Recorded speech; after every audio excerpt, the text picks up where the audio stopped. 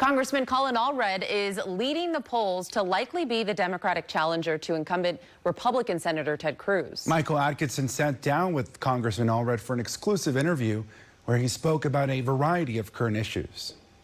Well, I think when you combine our ban on abortions here in the state of Texas with efforts to prevent women from leaving our state, you're basically turning them into prisoners in their own state. In the last decade, there have been some very well publicized national attention drawn to Texas Democrats running against incumbents. I'm thinking Wendy Davis against the governor. I'm thinking obviously Beto O'Rourke in 2018. And obviously those do get a lot of attention, but they have not been successful. How are you approaching it differently? Well, this is going to be about our future. We're electing a senator who's going to represent us till 2030.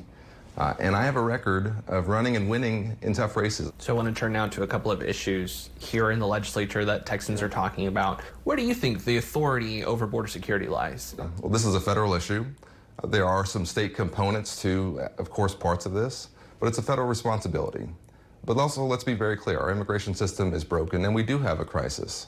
And we partly have one because of folks like Ted Cruz. You know, it's easy to say, nobody's doing anything and that's a problem. But what is it going to take to actually get something done? You have to have people in place who want to. You have to have legislators in place who want to. Turning to school choice, your opponent, Senator Ted Cruz, has called that the civil rights issue of our generation. Anything that draws funds away from our underfunded already public school system will only hurt our economy and our state as a whole. This is not a civil rights issue, as Ted Cruz would refer to it. I hope that the bipartisan resistance to it, at least in the state house, holds, because if it doesn't, this will dramatically impact what's already an underfunded public education system in the state of Texas.